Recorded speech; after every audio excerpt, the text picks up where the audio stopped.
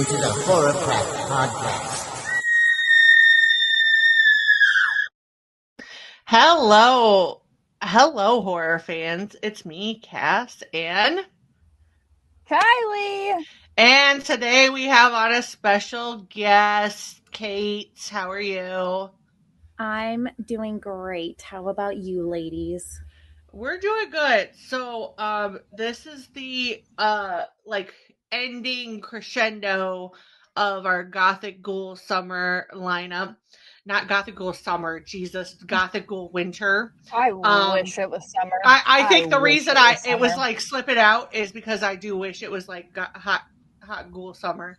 Because I'm over the snow. We're currently in the midst of a snow apocalypse here in Ohio. But we had to bring Kate on because Kate is a good mediator. And ultimately, Kylee and I need a mediator for this episode that we're about to do. So we are about to talk about the 2004 Phantom of the Opera. So Kylee indulged me by watching this. Kate just watched it today as well. And it was super just great. So we had some great conversations about it. But for those of you who haven't watched, it's currently available for VOD to rent or buy. I don't think it's streaming anywhere at this point in time. It might in the future. Who knows? But this is a film done by Joel Schumacher that is based on the Andrew Lloyd Webber version of the musical that is based on the Gaston Leroux novel, The Phantom of the Opera. And the reason we're talking about this today for horror-wise is because the Phantom is technically part of the Universal Monsters and the original Phantom of the Opera. And there has been multiple horror-leaning versions of Phantom of the Opera, including one from Mario Bava. And I think it was Bava. We might have to fact check that. But there also is a Robert Englund version. There is a Charles Dance mini-series version that more closely leans to the book. But then there is also the original with Lon Chaney. So, and this has kind of come up in more recent pop culture because Guillermo del Toro unleashed Frankenstein last year. And he's kind of mentioned multiple times that he wants to then go on and adapt Phantom of the Opera. Which makes me think he already has something in mind because Charles Dance, who played one of the Phantoms in Phantom of the Opera, the miniseries, he was in Frankenstein as Victor's dad. So I have to think that he has like a mind to try to do this. So, but we're talking about this purely because in the pantheon of Gothic horror, there is the Phantom, but the image lives on of Christine and the Phantom, more specifically Gerard Butler and Emmy Rossum's, because of the imagery. So we, of course, had to talk about it. So I am deeply appreciative that we have gotten the chance to talk about it. But right now, we're going to have a little fun with it before we really get into it. So we're going to do a rapid fire Raoul or Phantom game. So, would you prefer a rooftop romance with Raoul or a candlelit lake with the Phantom? Candlelit lake. What about you, Kylee? The rooftop with Raoul. Okay, I would go lake. Like, we know. Yeah. Respectful Prince Raoul or Masked Menace Phantom? Masked Menace.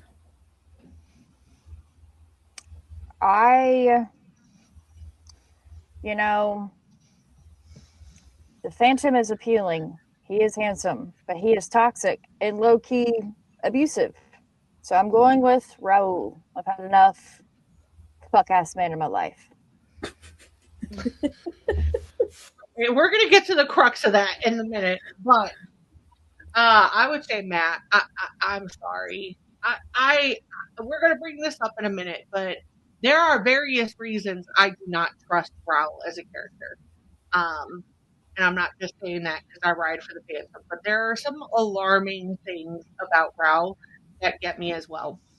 So, open opera box seats with Raul or secret lair vibes with the Phantom. Secret lair vibes all the way. Yeah. Yeah. I guess I have to go with that one.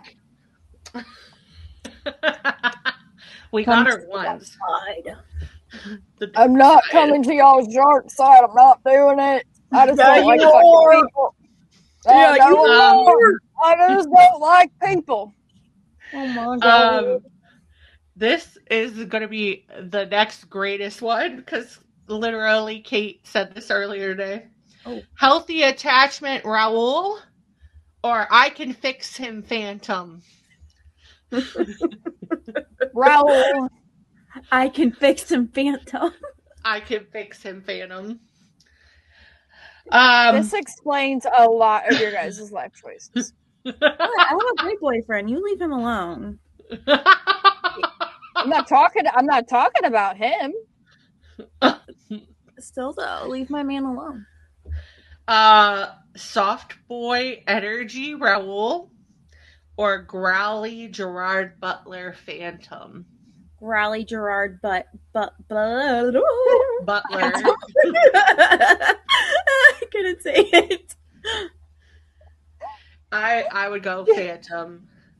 I'm sorry. Listen, this is going to be a very unpopular opinion because it arguably, like I did do the fact check earlier today, but the Phantom is 35, Raul is 24, and Christine is 16. But that's not rapey or nothing. But it's also on both of their sides. So listen, the only point I have with this is he's just okay, but the Phantom is like old enough to be her dad. Okay, but most men that women dated at that time period were.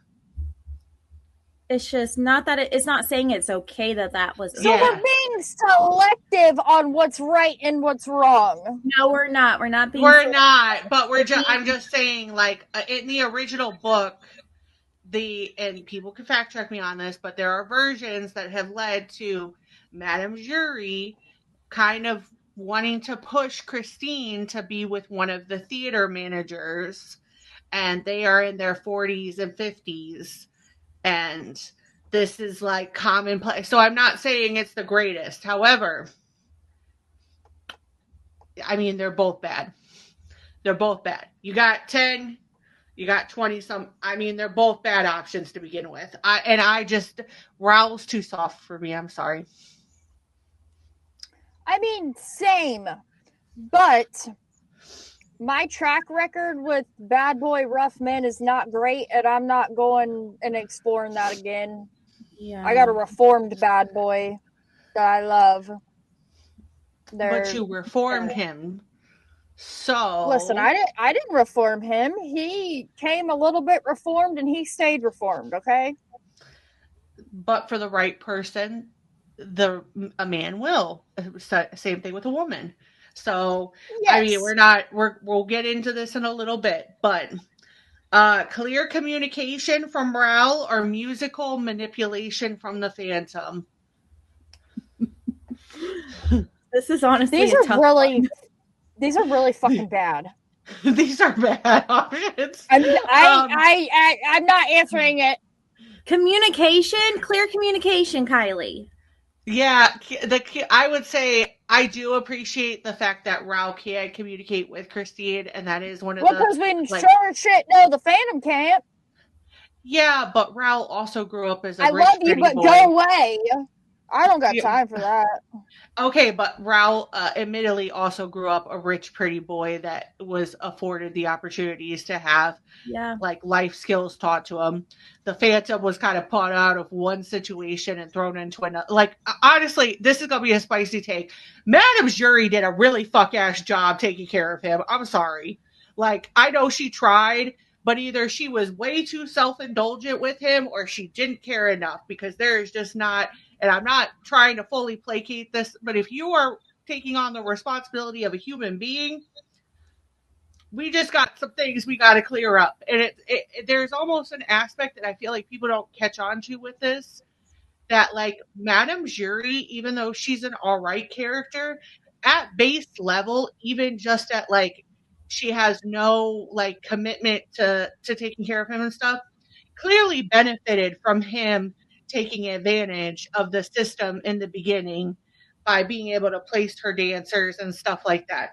So, not saying that that's like, but I'm just saying we're playing with two different playing fields here. Mm-hmm. Mm-hmm. That was maybe not the best. Okay, guys. So, Golden Retriever boyfriend Raoul or Black Cat boyfriend Phantom? Raoul. Black Cat boy Phantom. Black Cat Phantom. I'm sorry, I don't like dogs. I like Ryder. You like my dog. I know, but in general, like it takes a certain dog, but I also like, I don't like the whole golden retriever idea of it. No. I like cats. Cats, the reason people don't like cats is because cats have personalities and they can't handle something that's going to give them a little push and pull. I can't believe you're saying Ryder doesn't have a personality. Ryder is the exception, but Ryder is also like the human personification of like, if there was a teddy bear. Tread lightly with my doofus human. I meant like, he is the personification of like a teddy bear. Like he has made leaps and strides, but he just like, he is one of the very few dogs that I've ever met that I just absolutely wholehearted, like, I like dogs. Okay. Don't get me wrong. When they're here, he sleeps in the living room with them. Oh. He does. And I love him. I love him. And he's my buddy when I'm down there, but I'm just saying he's a very big exception. A lot of dogs,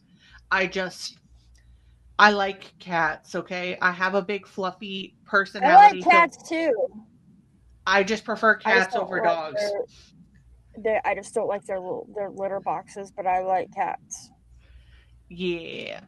I mean, I get that because I'm the same way too, and it's fine. But yeah. So last question: safe choice Raoul or deep adventure Phantom? Deep adventure Phantom. Listen, Raoul has money and can take me on adventures whether he comes or not. I'm going with safe. Invalid. I've had enough unsafe men in my life. But that's not valid, especially with the way that things turn out for Christine. So I get your opinion, but yes. So hey, shouldn't the moderator be controlling the noises?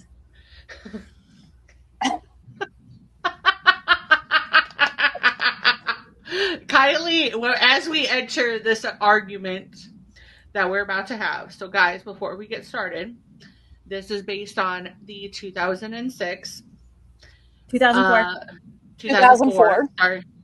You're good. 2004 Phantom of the Opera. However, there is a sequel to Phantom of the Opera. So that is where I'm going to be pulling some of my arguments.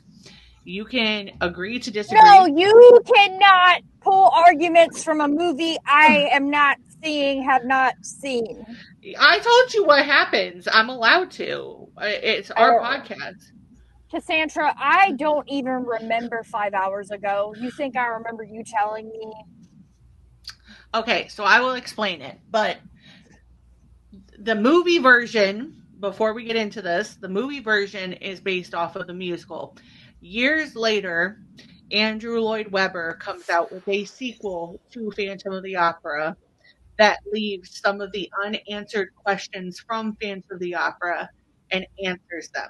It's called Love Never Dies. I do own it. It's fantastic. But it goes off the principle that years later, Raoul and Christine have a child, and they get brought over to Coney Island under the guise of somebody wanting Christine to sing. Christine and Raoul have ran out of money because Raoul has developed a drinking and gambling problem and gambled his fortune away, is abusive and when he's drinking, and has kind of made their marriage go stale. She then finds out that it's the Phantom that has brought them to Coney Island because Meg and Madame Jury are there, and he wants her to sing one more time. We then find out that what is believed to be Raoul and Christine's child is actually Christine and the Phantom's child, and that when he stole her after the past the point of no return, they consensually had a night together before Raoul came and got her, and that's why she picked the Phantom, and he pushed her away because he knew that there was never going to be a life for her with him. And so he makes a bet with Raoul because Raoul is saying that Christine will always pick him.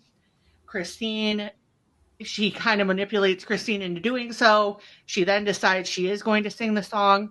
As she's singing the song, she realizes that even though she loves both of them, it's the Phantom that she's loved the whole time. And so Raoul goes off. Christine and the Phantom share a kiss together.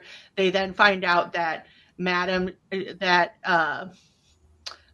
has stolen their child and is trying What's to this called again? Love Never Dies. Meg steals their child and is trying to drown him because she feels like the Phantom has used her, and the Phantom tries to save their child, and Christine takes a bullet for the Phantom and unfortunately is mortally wounded and dies. And Raoul comes back, and the Phantom tells Raoul to take their child away from here, and presumably slinks down below with Christine and goes away. So, please go see it. I'm very broadly stroking it. It is a great musical, but I do want to say people have called this a lot of a Phantom fanfic, but it is from Andrew Lloyd Webber. It is supposed to be the sequel to this.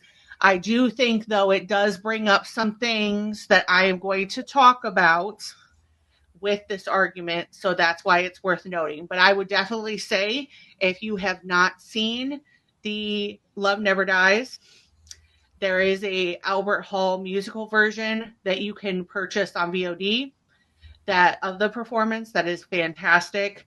The man that actually plays the Phantom of the Opera passed, I think, last year or the year before, and he was an absolutely beautiful soul, sang beautifully in it, but it does give a lot of context to like deeper layers with the original story and with the newer story. But I definitely would give it. It also highlights why both of these are important to musical theater, and I'll definitely bring that up too a little bit later. But just wanted to bring that in. So please go watch them if you haven't watched either one of these, and then come back and listen to this. But in the meantime, Kylee and I are on very two different pages, which is something that very rarely happens where we're on completely opposite sides of the ocean. So we had to bring Kate in to mediate. So each one of us gets 3 minutes to make I'll set a timer on my phone. Kate's going to put a timer on our phone, and we get to argue our case, and then we'll leave it at that. So, Kylie, do you want to go first? Yeah, I'm not going to be 3 minutes. Okay, but- I'm just going to still start the timer, though, just in case. Okay. All right, go. So, like, I didn't completely hate the movie, okay? I am a fan of musicals, but, like, this was 97% singing and, like, 3% dialogue, which really just wasn't great with my ADHD brain. Cass has been talking about this movie since I met her. And I know this is a movie she's been wanting to do. So I said, okay, yeah, let's watch it. And I'm watching it. I see the appeal. The Phantom is absolutely gorgeous. He's a bad guy. He wears the mask. Like, yeah, I love a good bad boy. But he's toxic. He is emotionally unstable and low-key abusive. Like when she went to go take the mask off his face and he lost his shit, which, I mean, I get. You're physically, you have a physical deformity on your face. Understandable. But his reaction was not okay. And in the end, when she was going to run away with him and he's like, no, go with Raoul, pretty much. Like, I've been with men like that. Like, I love you, I want to be with you. And then the next minute, they're ghosting me. Or they are like, oh, I don't think this is a good idea. I think we should take a break. Just the emotional instability that I am not here for. And he's low-key abusive. Like, I get it. I get Raoul's not the greatest, especially you explaining again the sequel. But, like, I don't know. It explains a lot of the issues and ideas you have about men in life. Now, I realize this is not an argument I'm going to win, but I'm standing my ground, and this is the hill I will die on. The Phantom is a toxic, abusive, emotionally unstable man that I don't have time for. Either you want me or you don't. And if you want me, you're going to let me see your face. And I'm going to love you regardless. But you're not going to act explosive when I take it off. Because, no. 30 you seconds. Supposedly love me. And I love you. Like, come on, man. Like, I get the appeal. Especially when she collapsed or passed out and fainted. And he carried her away. I'm like, oh, yeah. I see it. But no. It's a no for me, dog. Is it time? Sorry. No, she finished a couple seconds early, so. Okay. Or give me just a second to reset it. Hold on, sorry. I see your arguments, and I respect your position. However, I'm going to hold my ground when it comes to this position, so please. Okay. 3 minutes now. Okay. I see everything you're saying. However, we have to recognize, too, that even though the Phantom is technically older in this than Raoul, the Phantom spent most of his life before being put down into the catacombs with being criminalized for the way he looked. He was put in a cage and had his mask ripped off against his will and shown as a sideshow freak. If you remember correctly, we just did Dracula Love Tale, and they had the World's Fair, and they had like the freaks there. That's kind of the same time period that Phantom of the Opera that is going on. He was a so if you've been told your whole life that you are a sideshow freak, and then you get whisked away, kind of just put down into a place, and no one actually goes through and kind of works through that with you, it is going to make you internalize that. So do I think that you have a point that he shouldn't have acted that way when she would like come close to taking off his eye? Yes, but I think he also felt like if she was faced with the reality of who he actually was versus the fantasy that he had kind of concocted and created around her, that she wouldn't want to be with him. And I think for somebody who emotionally probably is more like 19 in his mind than the actual 35 that he is, that is a very young way of looking at things. I do believe that. Do I think that there are things that he definitely had to work with? Yes. But I also think what makes him so appealing as a character and the better choice for Christine is the whole entire time that Phantom of the Opera is going around, Raoul in certain points in time is dismissing Christine, dismissing her worries, dismissing her feelings, dismissing until it smacks him right in the face that that's who the Phantom is. And he very much wants the Christine that's on the stage, the pristine Christine, the light, fluffy hair, not the Christine that's been gnarled up and chewed and spit out by the world because her father died. And when her father died, and they briefly go into it, they do a better job of explaining it in the musical version, the actual theatrical version that you go and see in musical theater. That like she went from being 10 seconds. She went from being like a rich family to like having nothing. And so for that, I think the Phantom loves her for who she really is, light and dark. Time's up. Versus the perfect version. So there, I wrapped it up. Okay. But just because you had a shitty childhood or have certain mental illnesses doesn't give you an excuse to act shitty. No, and I understand that, but we also have to think of context, okay? We're talking about now where you would have the resources and the ability to get help. We have to still remember that this is a time period where anybody who is different was whisked away and put in a mental institution. Again, a good example of this is Dracula Love Tale, because it's set literally in the time period that Madame Giry would have picked up the Phantom.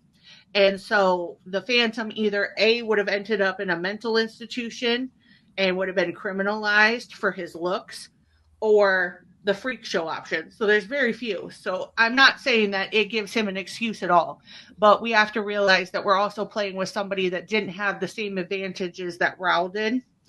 And I do understand, but I also think too, Christine is 16. Christine's 16 in this. She is a young woman. She doesn't really know how to live life. She kind of got the rug pulled underneath from her. So I do think that either option is going to have its drawbacks, but there are some problematic behaviors that I think get glossed over in the Phantom of the Opera that get more pointed out in Love Never Dies. And that's the reason why they bring that up, is because he very clearly, there's a part where he's like, I was never going to live up to the expectation that you had for me. And it's like, she kind of is like, I never wanted you to be anything that you weren't.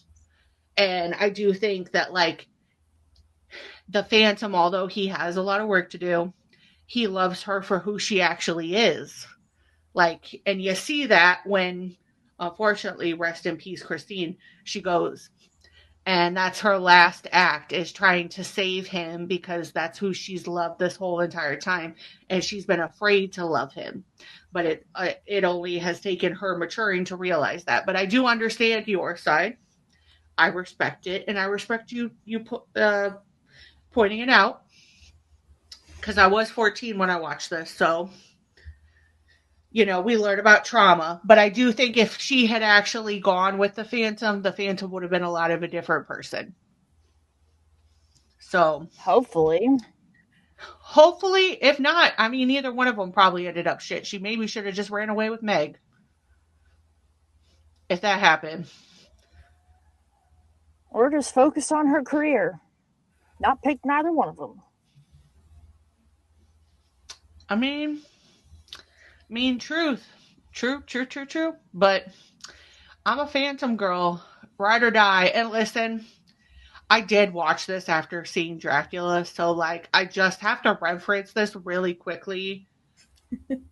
And people are probably going to be like, bitch, you need to shut the fuck up when it comes to this part. But like, Dracula 2000 ceiling sex Gerard Butler, and then Steal You to My Lair I'm Dark going with Prince. Dracula ceiling sex. I mean, I would too, but I mean, knowing that that was the same person and you could have both sides of that person, Cass was sold, okay? It's still Gerard Butler. I would have to fact check it, but I think Gerard Butler is in his 50s at this point. Mm-hmm. I still would date him. Oh, he's a good looking man. He's a good looking man, and I just, yeah, I have issues. So, I mean, again, I have daddy issues, so it makes sense why I would pick the Phantom. I'm going to pick I got daddy and mommy issues. And your sister is sitting right there. She does too. But then she agreed with me. Listen. I mean, I know I'm moderating, but if it's okay, sorry. Go if it's ahead. okay that I explain my reason why, like, I like the Phantom more than Raoul. Go ahead. So, thankfully, I just watched it today, so my memory of it's pretty fresh. And I just want to throw out this disclaimer. I still feel like I need to rewatch it just because, you know, when you watch something for the first time, you're not fully processing everything, right? You're just kind of like, ooh, like, and that's honestly what it felt like. So one of the things I noticed is Christine is, like, in the beginning, she's talking to her friend and she sees Raoul. And she gets really excited to see him because I think she says something along the lines of, oh, like, I haven't seen him since my dad passed away, if I'm correct. I might be wrong. Yeah. So to add context in that, Christine and Raoul, they used to live by each other when her father were alive. He was like her childhood sweetheart. Okay. Makes sense. So, of course, when that annoying lady Carlotta.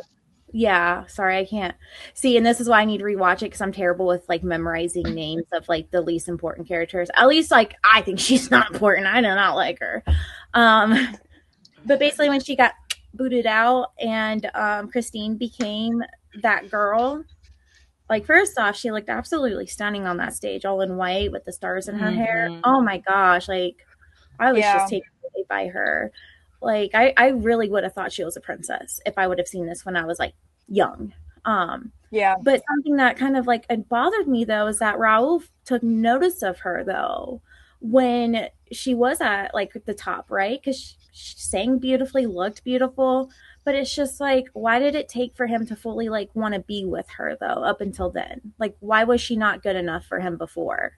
Because, like, the gist I almost got from it too is that he didn't really even acknowledge her when he came in. I don't know if it's a gist, but, like, more of an observation. But, like, the Phantom, like, yeah, obviously he didn't know who she was, but, like, he instantly heard her voice and was just like, wow, there's something special about this. And he immediately took recognition of her. And, like, you know, so this is kind of where it's going to get a little not goofy, but, like, I see Phantom of the Opera as fantasy romance, right? Yeah. It is so fantasy built to me.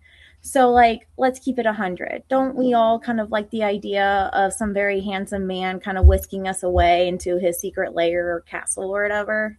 Like, I love that romance part of it. Like, I was even joking with my boyfriend Tyler today saying, like, you need to do this. And he was like, okay. He's like, you got to go take opera lessons, though, for 6 months.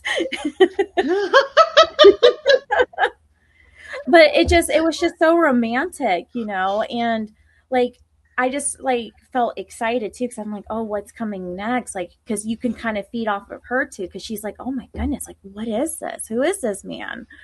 You know, yeah, he's definitely problematic. You know, the age thing, it's not okay. Like, let's keep it real. And I don't think any of this is okay. Like, I'll be honest, like, but we're talking about the time period where, like, if you go and you look at parts of this movie, like the managers that are there, they date some of the chorus girls that are there that are the same age as Christine. And like I said, it is kind of inferred that Madame Giry wanted Christine. I guess maybe, is it better than incest? Yeah, I mean, yeah, definitely. Yeah, better actually, than yeah. Peak, but yeah. I mean, they're both bad, but like I think it might be better than incest, like in Crimson Peak. Well, and admittedly, Raoul, like I said, the Phantom, we know now that your brain shuts down at the age that you have trauma. And so, like, very realistically, even though he's a 35-year-old, like Madame Giry said, you know, he's a musical genius. He could do all these things, but he knows nothing about the outside world. No. He knows nothing about how to love, how to have compassion, how to have any of that. And I do think that in retrospect, the mini series does do it with Charles Dance, does do a better job at that, because he does become more of a sympathetic character, because you could kind of see like the ways, because one of the reasons that like he ends up the stagehand is because not only has he been a predator to other people, but he was being a predator towards Christine and a lot of the other women that were at the opera house, and he viewed that as a very disgusting thing, and so that's why he just took him out. Do I think that that's the most appropriate response? No, but they weren't going to get rid of him because he was being handsy with the ballerinas. Like, it just was unheard of at that point in time. So again, not making a justification, but I do agree. Like, I do think it's the whole idea of like, the Phantom didn't really know Christine, but like Raoul knew that her dad died. Raoul knew that something happened. He never came for her. That was supposed to be his one true love. And he only used that when it served a purpose for him. The Phantom is that idea of yearning. He was already going broke. I mean, possibly, but they don't say that he went broke until afterwards. And again, it is different because this movie came out before Andrew Lloyd Webber even had an idea of doing a sequel to Phantom.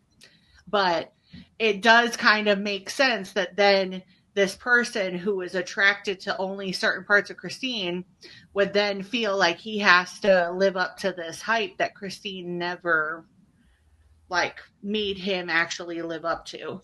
She would have been okay with him just loving her. So if I may continue my point. Yeah, sorry. I'm sorry. No, you're totally fine. So like, when you just grow up just not being taught how to love, and when you're not growing up in a emotionally healthy situation, and in his case it seems like he was alone most of the time, people were distant from him, it's hard to figure that out. And honestly, we all got to go our own path to learn how to love and how to accept it, right? You know, and it's not saying like him pushing her when she took off the mask was okay. That was just very impulsive of him. But like, just the fact though that like you could tell she was just so worried about him and that she felt terrible, and then you could see the regret in his face too when he did that to her. And so like, what I noticed throughout the movie is that I just feel like Raoul just kept on treating her like a piece of property. Like, this is my property, I want her, she's beautiful, she's talented, this is my property. Like, the way she just wanted to be humble and like not hide their engagement, but she didn't want to be flashy with it. And he's like, no, let them know. And it's like, you know, your man should be like showing you off, but it's just like, if they're just freshly engaged, you know, sometimes people just want to, you know, hold that secret, right? Like, kind of want to keep that special moment going on.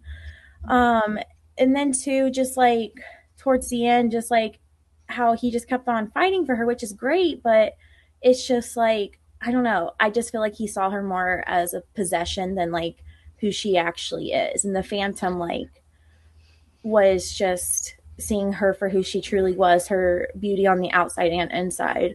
But like, you know, sometimes in life, like, we gotta let the people we love the most go. Yeah, and I think he kind of, because he had never seen love before, that's why he does kind of ultimately push her back away, is because he knows that by opening up this madness, by getting all of these people to come after him, that he is going to have to disappear, and he doesn't want that life for Christine. So as much as he loves her, he like feels like he has to push her away in order to make sure that she lives, because ultimately at the end she loves him in a way that he only ever thought was possible in his wildest dreams. She loves him unconditionally, accepts him at the end for who he is. And I think by doing that, it makes him realize that he's more human than he thought he was. And so he feels like, I have to push her away, I have to let her go, because I can't bring her down with me. Like, they are going, because admittedly, if they're coming after him, they are going, and she's helping him, they're going to take her down too. Like, they were already calling for her blood when she went missing the first time, and they were saying that she was conspiring with him and all of this stuff. So I think he felt like, I just have to push this away and take the full blame for this, because if not, I am going to absolutely ruin her, and why would I want to do that?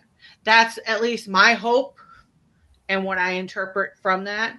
But it is the yearning part of it, because you do see that he likes some of, and I think a part of something that you brought up, Kate, that, and I'm going to make this my last part so we can get into other parts of this, but when they are trying to go after the Phantom, he is never listening to her by just her saying, I don't want to do this. I don't want to be a part of this. I just want to leave. Why do we have to keep doing this? She was like, I don't want to have to do his opera. I don't want to have to play along with this. Why can't we do something else? It's almost like he more or less prioritized doing it with the managers and like getting him out in the open, because it almost like ruffled his ego more than he loved her. And she's like, why can't we just go? Why can't we just hide away?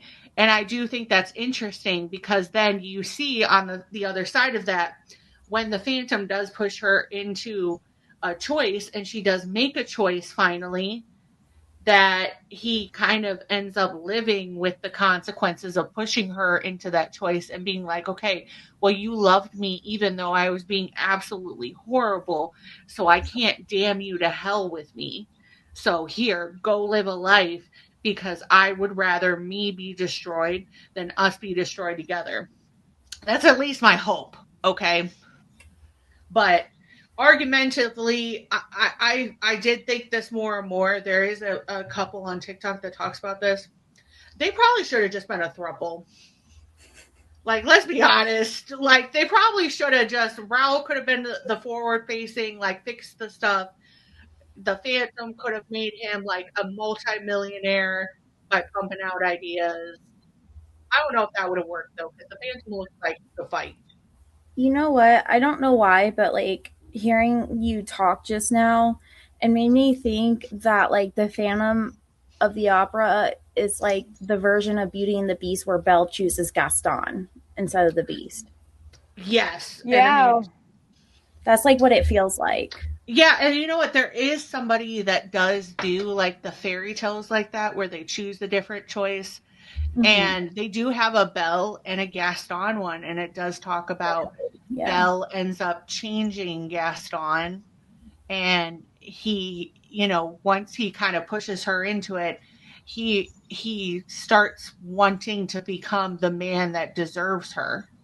And so he kind of starts changing who he is in order to love her properly, because he realizes that he got her. But yeah, it is kind of like, I would almost say, though, I feel like Phantom is more of the Beast, because let's be honest, like, he, you know, the Beast kind of had to be put away because no one would accept him for his face. And the Phantom is kind of the same way, too.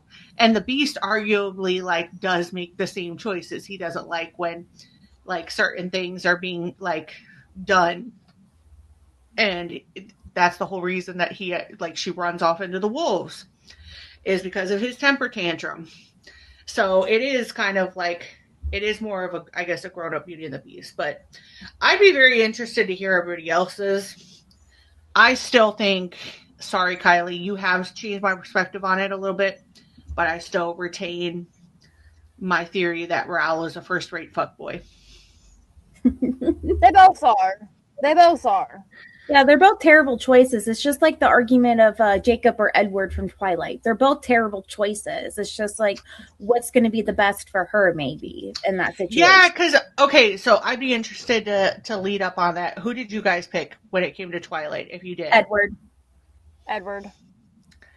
I did too. But you know what? Going back and watching it now in fresh lenses, you know who I pick. Jacob. I feel that way sometimes. I feel that way sometimes whenever I rewatch them. I'm sometimes just like, why didn't she pick him? But then, like, I don't know. Like, So for me, I wouldn't have picked any of them. The only couple that I actually think works is Emmett and Rosalie. Yeah. Emmett is completely 100% devoted to her, devoted to his family, devoted to doing what he feels is right for them, even to the point where they talk about them disappearing and living married life from time to time. And listen, I think Bella and Edward were that way. I just think Bella was way too young. I don't know. Looking back on it, and maybe, listen, we should go back and petition for them to do a different version now. And maybe, there was like a clip I saw of them talking to Kristen Stewart because she's directing now, and they were like, "You need to make a remake of Twilight." And I don't know if she was like joking, but she's like, "You know what? I'll do it. I'm committed." I think she was a little bit on board, but also joking. But like, I think that would be super interesting. So I would be very interested to see. I think they should do more of a horror leaning Twilight. Like they should, because there were definitely like certain circumstances that I feel like would just take that to a different level. But I do think so. Getting into this though, Phantom of the Opera, if you've never seen it, it's a story of a young girl named Christine who loses her father and believes that the angel of music is helping her find her voice, when really in reality she finds out that it is the Phantom of the Opera, and he brings her down into his lair and enthralls her in a cat and mouse level game of music. Along for the ride is her childhood sweetheart, Raoul, and Madame Jury and Meg, and the managers, along with the aging yet gristly soprano that is Carlotta. We kind of build out. I'd be interested to hear, though, from your guys' perspectives, what's your favorite scene? I don't have one. I mean, obviously the iconic scene when he takes her to the lair for the first time. Like, who doesn't love that? Like, I mean, if you're a fan of the movie, you're going to love that scene. But I think my favorite scene was when she went to the graveyard to see her dad and sang that song. That song was really touching. It was really sweet. Oh, like the thinking that you're somehow here again. Yeah, I just thought that was such a moment. I love that one. Yeah. Yeah, it's definitely beautiful. And for me, past the point of no return is kind of mine, because there's nothing that beats him when he pulls that back and he's in the full like bravado type wear, and they're both like she was getting into it, so you can't say that something didn't happen after that. Yeah, she was like, and I was like, damn, if he was looking at me like that, like I'd be done for too, man. Yeah. Like, I mean, he pulled that lever and they went straight down. And then he got on a horse. Like, I would be done too. Like, no shade, girl, but I understand why you made a child after that scene. Like, yeah.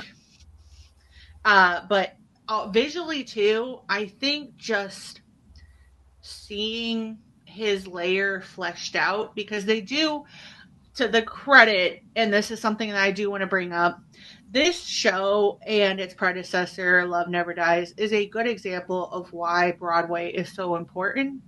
Because as beautiful as this is done by Joel Schumacher, the stage production and the actual reality that people put that together and make that happen is why arts are important.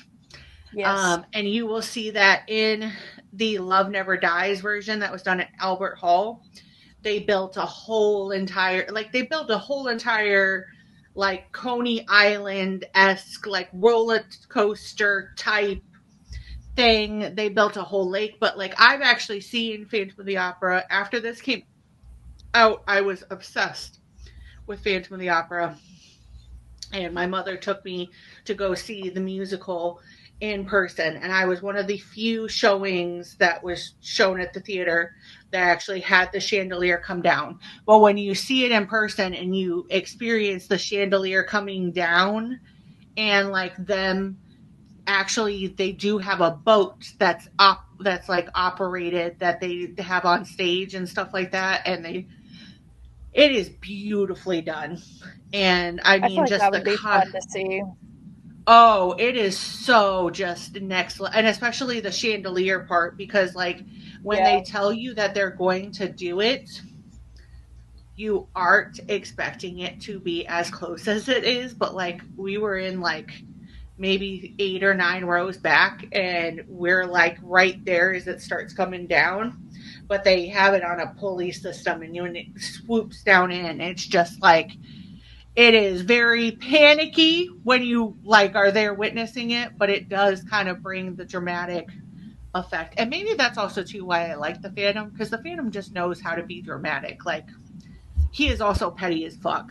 Love a petty dramatic king.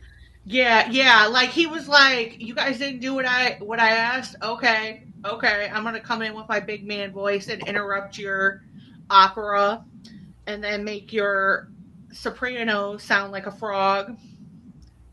Okay, cool, bet. Like he was just, and then he's like, okay, they're gonna catch me, but now they're not, and then he just drops the chandelier, and it's like, well, that was a choice.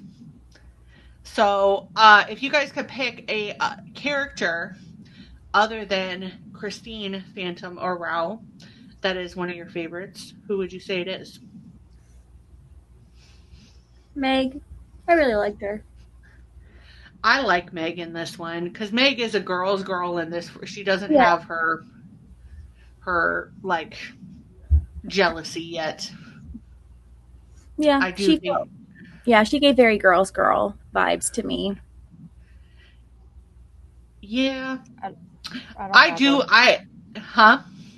I don't have one. See, for me, I kind of love Piangi because he knows that Carlotta is a problem. He knows Piangi is Carlotta's lover. He's the male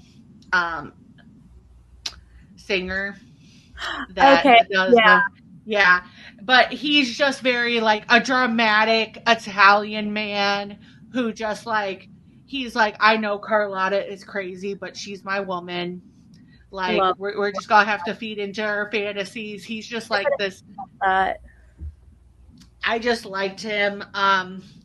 Madame Jury, I've liked her in the past, but tell me why adult me watching her just kind of had a bone to pick. Was the actress that was playing as her in Sleepy Hollow too? Yes. Okay, because she looked so familiar, and it was driving me nuts. Yeah, she is Lady Mary, and it's oh my gosh, I'm trying to think the actress's name. I'm going to Miranda Richardson. Yep. So Gerard Butler, the only person I think on the cast that didn't actually sing was Minnie Driver, who played Carlotta. So I'm going to give us some facts about the version. So it is interesting considering that Minnie Driver had a singing career. Yeah. So very interesting. For those of you who don't know Joel Schumacher is also the same guy who did Lost Boys years prior, the director. And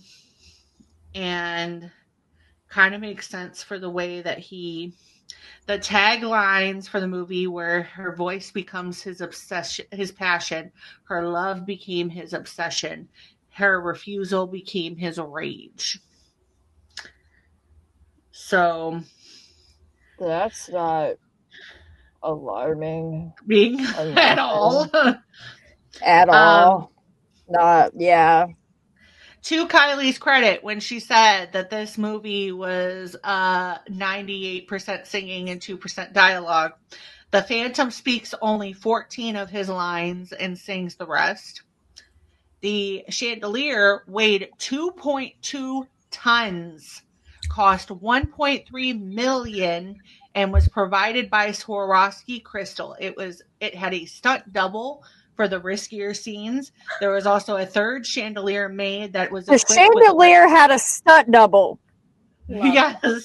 And there was a third one made that was equipped with electricity and lighting for the opening scene. So when he opens up the music box and it all that, which by the way, that is my favorite part. I used to watch this movie all the time. God bless my great grandfather's soul, but he bought the DVD for me when it came out. And that light switch in the it plays on the That was DVD, really good. Like the opening where you pick play and stuff, and I would fall asleep to watching the Phantom of the Opera and would be woken up to like like for the thing. So the Patrick Wilson did his own stunts as well. In April 2004, an audience of the stage version of the Phantom of the Opera in London was asked to stay behind at the end and record the sound effects for the chandelier crash in the movie.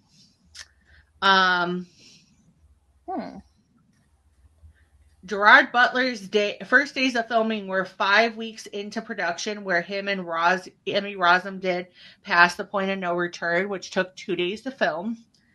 Prior to the making of the film, Gerard Butler had never had a proper singing lesson. So when he was recording Music of the Night, he said it was quite difficult considering how long you have to hold the note. So to be fair, when How to Train Your Dragon came out a couple months ago, the live action version, and Gerard Butler did some press. He did do, I think it was Variety, where he did like a look back on his roles, and he did say that at the time that Phantom of the Opera was pitched to him, that he had sang in a band before, but he had never actually done any like proper singing on this level. But when he was offered the opportunity, he felt like he was never going to get another chance to be in a role like this or to work with Joel Schumacher. So he went into intensive singing lessons. It took 4 hours for Gerard Butler to be fitted with full makeup and prosthetics. In an interview with The View, because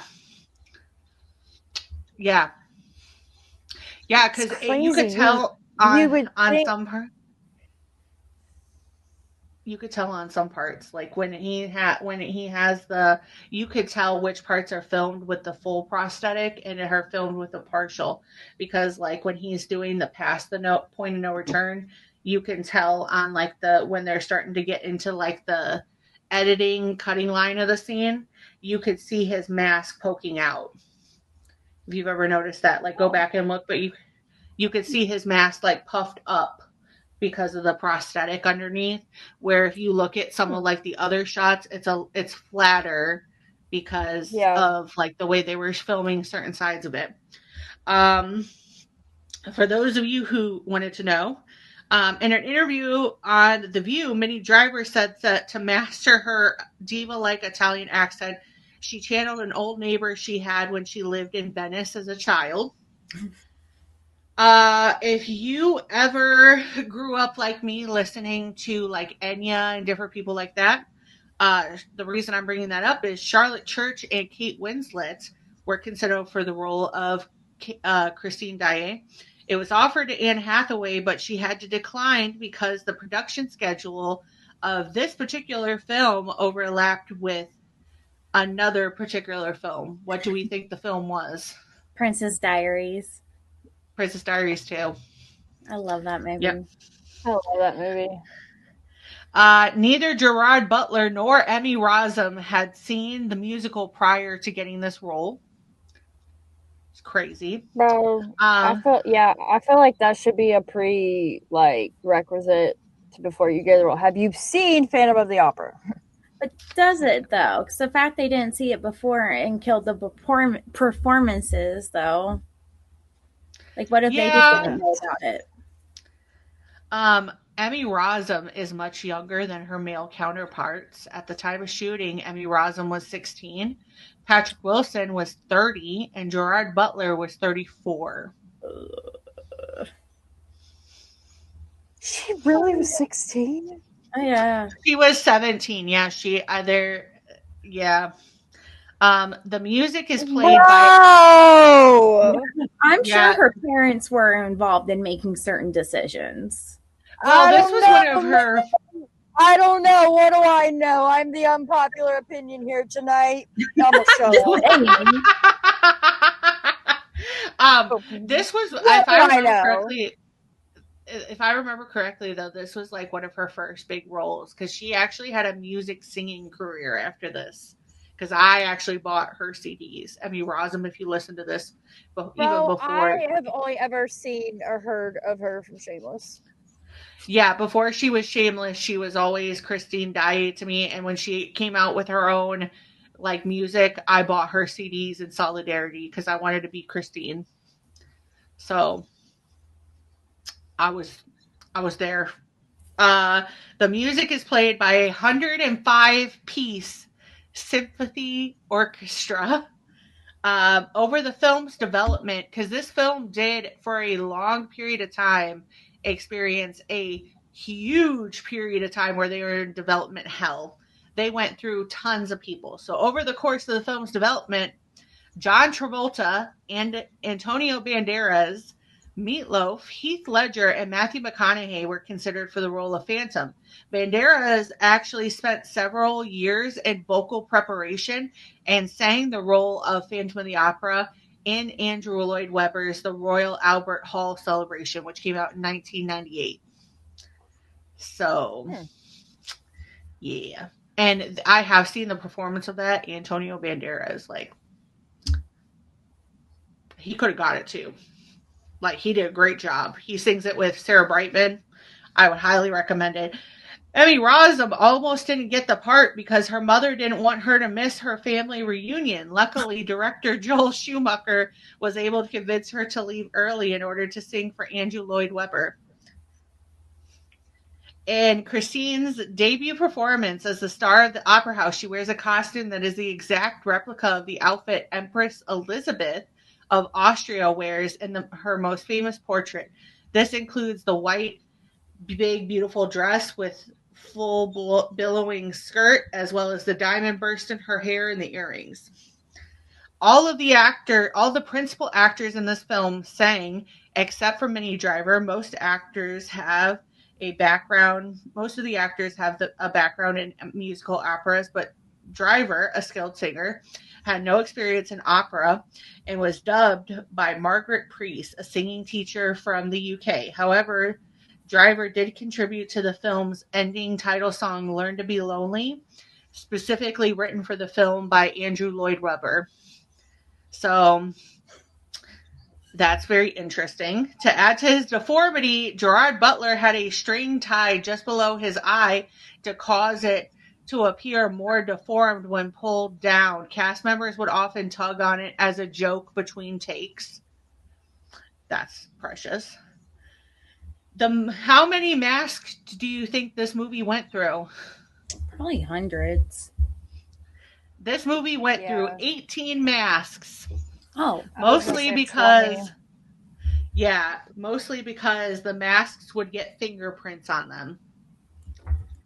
So The mask, the Phantom's white half mask prop that Gerard Butler wore for the film, sold for almost 7,000 pounds on eBay.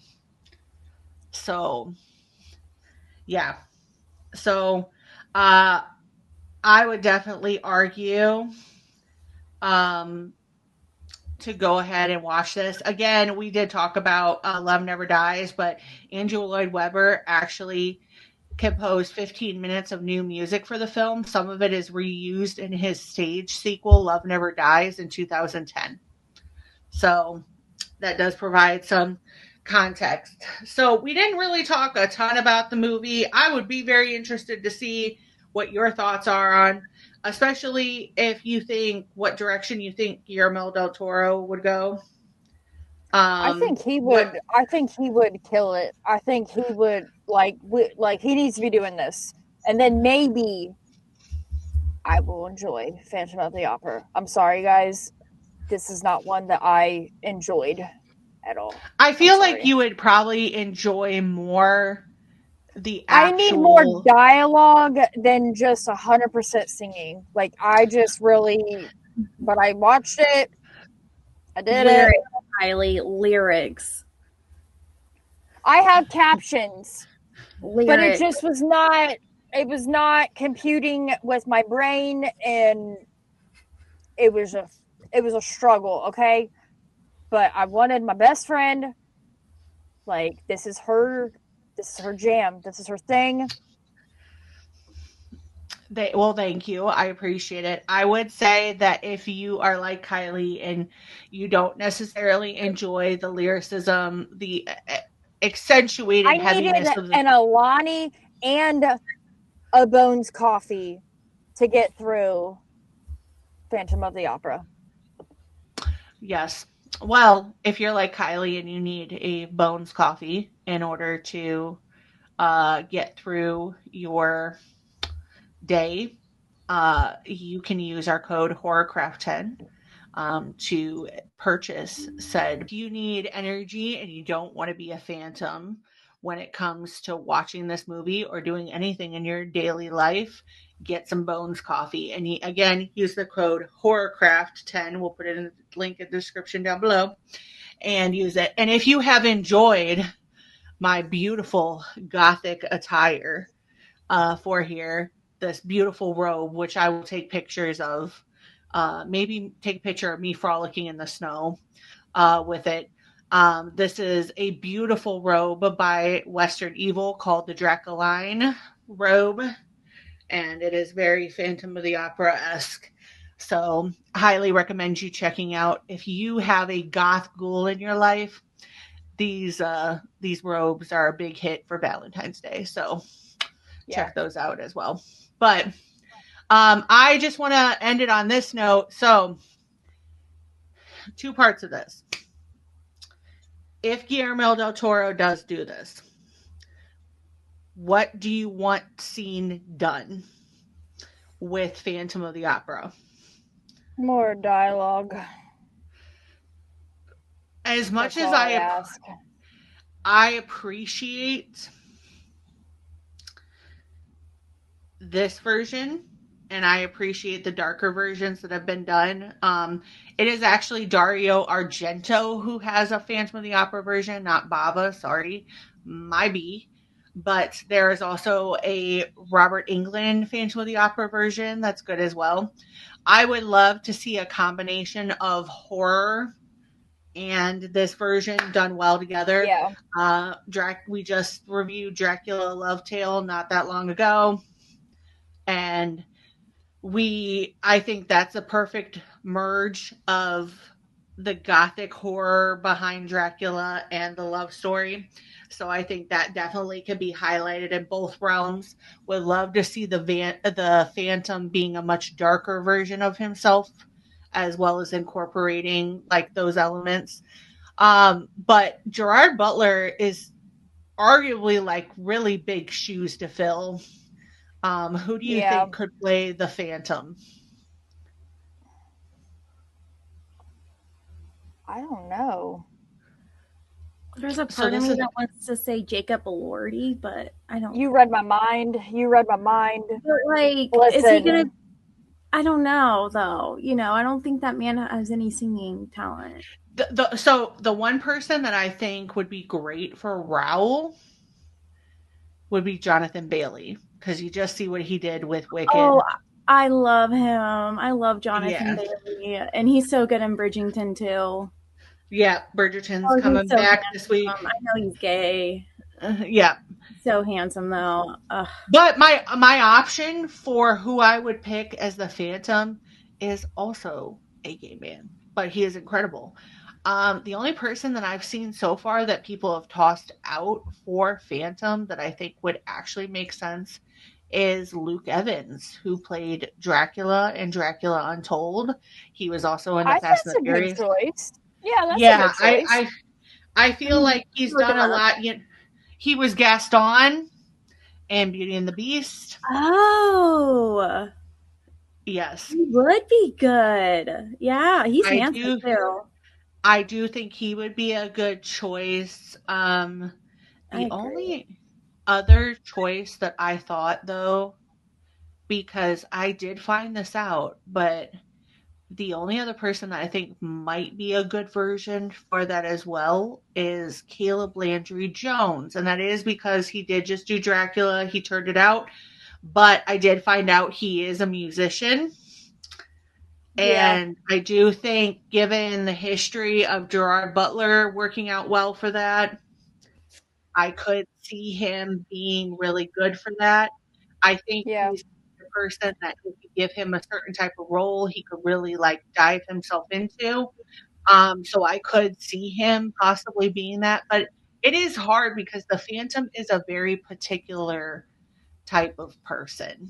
You know what would be so nice though is if we could just get some new actors and actresses and just not saying any of the people we talked about aren't talented, but getting new genuine talent. Yeah, I would love to see somebody that is a little bit more.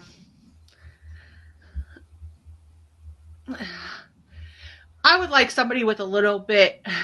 I feel like you could go so many different ways. I would like somebody who is a genuine, true to their bones, conforming actor, that kind of pulls themselves. Because, another person that actually would be a really good choice as well would be Oscar Isaac. I just don't know if he's he's the one who played Victor in Frankenstein. I do think he could be good as well. Because he's been that type of character before and he has sung. A lot of people forget that Oscar Isaac was in Sucker Punch. And he was the mob boss in Sucker Punch, and there was a singing scene at the end. But I think he might do well. I think there are some unconventional ways you could go with it, but I do think it's hard because there are only so many different ways that you could go with it. The only that I'm thinking about it, Kylie, who would be really good in this role though too. But he wouldn't have time. Sam Reed. Yeah. With all the oh yeah. Yeah. Sam Reed would be a really good I think just solid choice of because I feel he would just body the role. And I feel like maybe that's the direction they're going to have to go, is they're going to have to find somebody that kind of is one of those more actors that is digging into it. I could see Jacob Elordi though would also be a really good Raoul. Because look at what he's doing with Wuthering Heights. I do think so. Yeah. Oh yeah, and Nate. Yep. So Christine would be even harder though, because who could play Christine? That's where I think they could bring in a new actress though, and that would be fun. Because sometimes it gets tiring seeing the same people. There's so many more talented people out there. Maybe give a Broadway star their chance to really be in that limelight. Kind of like what they did with Cynthia Erivo being Elphaba. Yeah, I could see that. The only other person though I could say, and people are going to argue with me about this, is I do see a world where Ariana Grande could be Christine, because if you think about it, Ariana. She can sing opera, and she proved that in Wicked too. Whether people like it or not, she did prove it. I just think she's got some chops, and I feel like people need to stop hating on her. She has a lot of her. I feel like you don't like her. I don't like Ariana Grande. You know this. Now, is she talented? Absolutely, 100%. Definitely not taking that away from her. But her as a person, no. Well, there are worse. Sorry, cancel me. I'm sorry, cancel me. This is going to be the episode where I get canceled, guys. You're not going to get canceled for this episode, but no, I get it, because she's not everyone's cup of tea. I love her for certain, but I also I feel like people forget that she started in a lot of this, like, you know what I mean? Like Broadway world. She's been in the Broadway world, and she's done a lot of this, and I just feel like she would be a good choice. That's what I'm saying. She would be a good choice, but I don't want to see her doing it. Kind of like what Kate was saying. I want to see somebody else doing, you know what I mean? Yeah. I think Ariana Grande wouldn't bring that darkness to her. Yeah, and that's where I'm like, if she did a cover song of one of the songs with her in it, perfect. I'd listen to that all day, every day. But really embodying her, I can't see it, because and maybe it's just because I just love Wicked so much and Glinda so much, just who Glinda is. That was that was not Ariana Grande. That was Glinda during the movie. Yeah, I know, I totally see that, but yeah, I feel like they would have to, because it's a younger person. Arguably, Christine is supposed to be anywhere from 16 to 18 in the role, and she's supposed to be a younger version. So I do think that they need to bring up somebody that's either starting or just kind of really got their groove in it, almost like this wouldn't be this person, but an Olivia Rodrigo, when she was doing the stuff on the Disney Channel, and then she made the jump to doing her own music. I feel like we need to find somebody like that, that's kind of, done her stuff, but then is veering off into a different direction, and this is the direction she's going. We need talent, just because I think Wicked too, I don't mean to bring up Wicked so much, but I really do feel like they set the standard of how musical movies should be, because I think they did a phenomenal job at choosing the cast. Oh, 1000%. I mean, anybody who has any arguments about that, my child and I have gone and seen both of them, and I think they're wonderful. And I think they had a very good idea in mind. And we have to also remember that while this movie was being filmed, Jonathan Bailey was doing Bridgerton and the Jurassic Park movies and whatever else stuff he was doing, along with Ariana Grande, along with Cynthia Erivo. They were all doing other stuff along with this, and they had been doing this for years. So I kudos. I mean, Jeff Goldblum as the wizard, that was pure art form right there. Oh my gosh, they couldn't have chosen a better person to be the wizard. He really embodied who the wizard is. Yeah, and I mean, it's Jeff motherfucking Goldblum. Yeah, you can't go wrong with that man. You can't go wrong. But I would be very interested to see who your picks are. Let us know.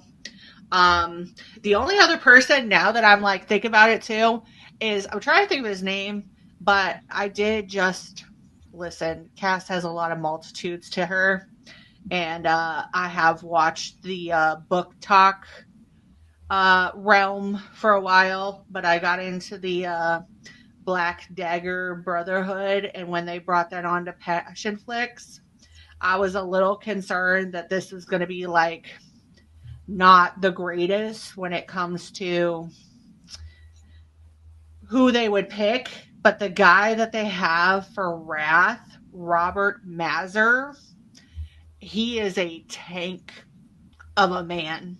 He is impressive, for what he built up for the role. So, but I think that's what they need for the Phantom. Cause in contrast, the Phantom is supposed to be the big, beefy, meaty, presence of a man, where Raoul is supposed to be more of the Jonathan Bailey, Duke, subdued kind of sublime kind of way of thinking. So he would do great. But I would really be interested to hear what you guys have to think.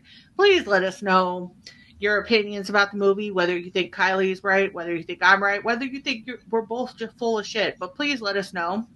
And also check out our new series, Horrorcraft Reviews.